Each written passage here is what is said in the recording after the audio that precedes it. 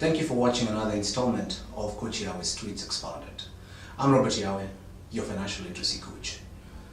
In this installment, I'll be looking at my tweet for this morning. And it comes from a book I'm reading. And they say basically that a startup is a place where entrepreneurs, people of like mind, entrepreneurs come together to defy the commonly perceived beliefs.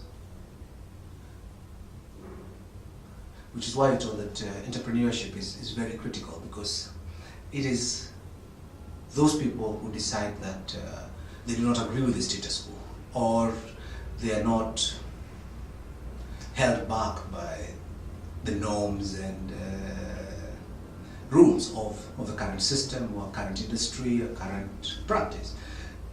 So with a startup, what they do then is a team up, small group, and work towards trying to disprove an commonly accepted norm.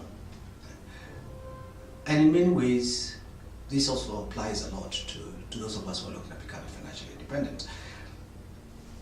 You have been brought up with certain beliefs, certain norms, which is that opulence is what is important, an ability to show off, to your material wealth, your material visibility is what is important to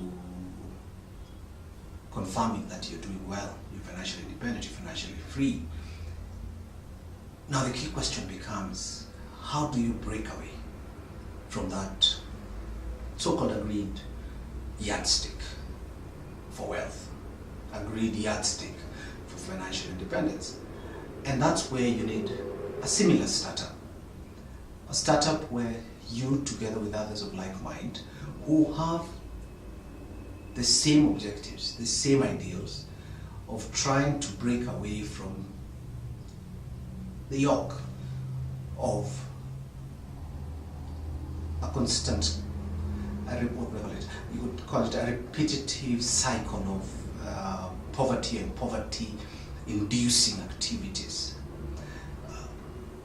As part of our training philosophy and methods, we apply the teachings and tenets of Robert Kiyosaki, the author of books like Rich Dad Poor Dad and Cash Flow Quadrant. And he developed an interesting game called Cash Flow 101.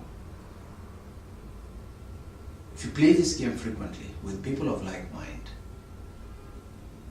it becomes like running a startup where at the end of it, each one of the 6 on the board game are likely to have broken away from the stereotypes of what defines financial independence and start the journey towards actually becoming financially independent. Become a startup.